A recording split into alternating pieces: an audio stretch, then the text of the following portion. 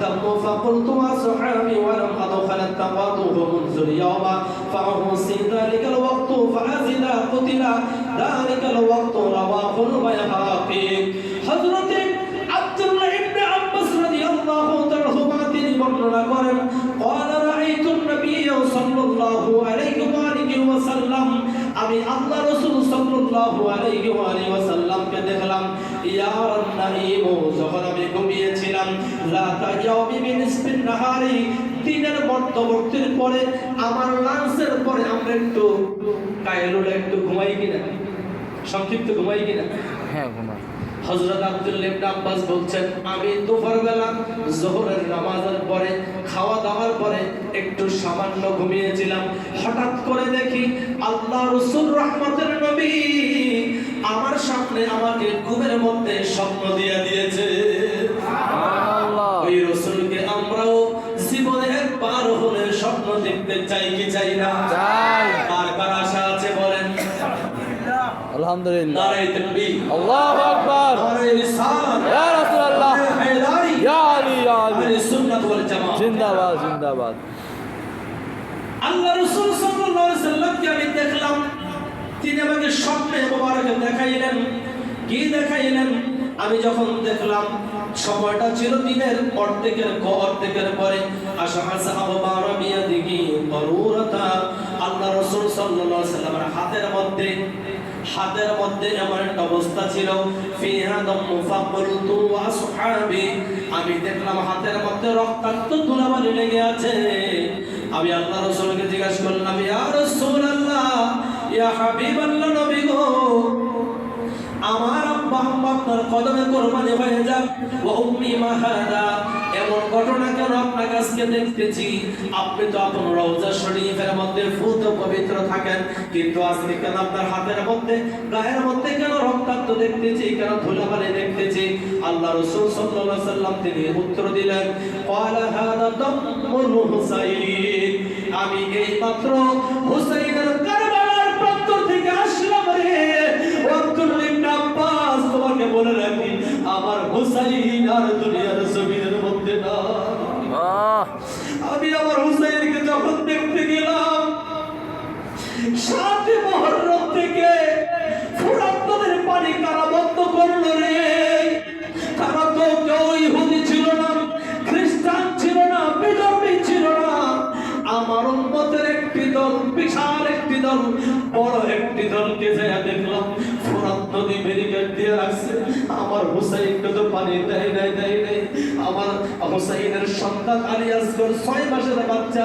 তাকেও পানি দেওয়া হয় নাই আলী আকবর পানির কাতরে পানির তৃষ্ণায় কাতর হয়ে ইন্তেকাল করেছে শাহাদাতের পেয়ালা পান করেছে হুসাইন সবার যখন দেখলো 18 জন আহলি বাইতের সদস্য 17 জন যখন শহীদ হয়ে যায় ইমাম হুসাইন কি করলেন ইমাম হুসাইন নানার দোয়া পাগড়ি পরলেন বাবার দোয়া জুলফিকার নিলেন হযরতে আব্দুল্লাহ ইবনে আব্বাসের দোয়া জামাটা পড়াল খান নিলেন ইমাম হাসানের দোয়া জামা পড়লেন পড়ার পরে যেমন রণাঙ্গনে বের হবে তার পূর্ব স্ত্রীদেরকে বললেন বোনদেরকে বললেন ও আমার বোনেরা ও জয়রা আমি তোমাকে বলছি আমি তো যাচ্ছি কারবালা মানে হচ্ছে বিপদের জায়গা আমার নানা আমাকে পৃথিবীতে হায়াত তৈয়বা থাকতে বলে দিয়েছেন হোসেন রে আমি কারবালার প্রান্তরের সেই হৃদয় বিদারক ঘটনা দেখতেছি জিবরাইল আমাকে বলেছে এই বালি হচ্ছে কারবালার বালি ও ইয়া রাসূলুল্লাহ এই বালিগুলো আপনার কাছে রেখে দেন যেদিন আপনি এই বালিগুলো থেকে দেখবেন রক্ত বের হচ্ছে সেদিন মনে করবেন আপনার হোসেন কারবালার প্রান্তরে শহীদ হয়ে গিয়েছে আল্লাহু আকবার আল্লাহু আকবার আমার নবী রহমতের নবী নিজের কাছে রাখলেন না উম্মে সালামার কাছে দিয়ে দিলেন উম্মে সালামার কাছে দিয়ে বললেন উম্মে সালামা রে তোমার কাছে তুমি এই বালিগুলা রেখে দাও খবরদার বালিগুলোকে নষ্ট করে দিও না বালিগুলোকে নষ্ট করে দিও না আমি তোমাকে বলে দিচ্ছি বালিগুলোকে যত্ন করে রেখে দাও মনে রাখবা যেদিন বালিগুলা রক্তে পরিণত হবে আমার হুসাইন সেদিন কারবালা শহীদ হয়ে যাবে আল্লাহু আকবার উম্মে সালামা এই ঘটনা আমি আগেও বলেছি উম্মে সালামা ঘরের মধ্যে রাখলেন। কিন্তু মজার বিষয় কি, যেই দিন আব্দুল্লাহ ইবনে আব্বাস স্বপ্ন দেখলেন, ওই দিনে قال هذا دم الحسين وصحابي ولم زل ولم أزل والتقاطه منذ اليوم। আল্লাহ রাসূল বলছেন আব্দুল্লাহ ইবনে আব্বাস রে, আমি কারবালার প্রান্তরে গেলাম, মদিনার নবী কারবালার প্রান্তরে গেলেন। প্রশ্ন আসতে পারে, হুজুর আল্লাহ রাসূল কেন হুসাইনের শাহাদাতের আগে কেন গেলেন না? আল্লাহ রাসূল চাইলে তো অসংখ্য ফেরেশতা আল্লাহ পাঠাইতে পারতেন। আল্লাহ রাসূল তো হাউজে কাউসারের পানি নিয়ে যাইতে পারতেন। আল্লাহ রাব্বুল আলামিন বললেন, ইয়া রাসূলুল্লাহ, ধৈর্যের চরম পরীক্ষা আপনাকে দিতে হবে। আপনি দেখতেছেন আপনি চাইতে পারবেন না, আপনি দেখতেছেন কিন্তু চাইতে পারবেন না। হুসাইন কষ্ট পাচ্ছে, আপনার এই কষ্ট সহ্য করার কারণে কোটি কোটি উম্মতের নজরানা দিয়ে কোটি কোটি গুনাহগার উম্মতকে শাফাআতের ব্যবস্থা করে দিব। সুবহানাল্লাহ। ওই হুসাইনের প্রতি মহব্বতের দরকার আছে কিনা? আছে। মুহররম মাস আসলে আমরা হুসাইনের প্রেমে প্রেমিক হয়ে যাই।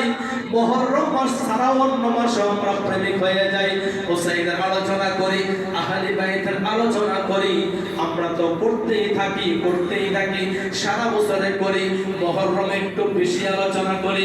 অনেক মসজিদে আশুরার ব্যাপারে এক জুমা আলোচনা করে, আমার হুসাইনের আলোচনা নাই। মনে রাখবেন হুসাইনের প্রতি মহব্বত ছাড়া কখনো ঈমানদার হওয়া যায় না। আওয়াজ দিয়ে বলুন, আহলে বাইতের প্রতি মহব্বত ছাড়া নামাজি হোক, রোজাদার হোক, হাজি হোক, গাজী হোক, যাকাত দাতা হোক, সাদকায়ে জারিয়া করে হোক, যত বড় দানবীর হোক, আহলে বাইতের মহব্বত ছাড়া কশিন কাউকে মুমিন হতে পারে না। আপনারা কি আমার সাথে একমত? তাই কোনো আপত্তি আছে? না। আল্লাহ রাসূল সাল্লাল্লাহু আলাইহি ওয়াসাল্লাম দেখেন, একই সময়ে স্বপ্ন দেখেন আব্দুল্লাহ ইবনে আব্বাসকে, অপর পক্ষে ঠিক একই সময়ে স্বপ্ন দেখাইলেন হযরতে সালামা। ক্বালাত দাখালতু আলা উম্মি সালামাতা, হযরত সালামা বলতেছেন আমি উম্মে সালামার ঘরে গেলাম। ওয়াহিয়া তাবকি ফাকুলতু মা ইয়াবকি ক্বালাত রাআইতু, তিনি কান্না করতেছেন। সুবহানাল্লাহ বলেন। সুবহানাল্লাহ। আমি তার কান্নার কারণ সম্পর্কে জিজ্ঞাসা করলাম।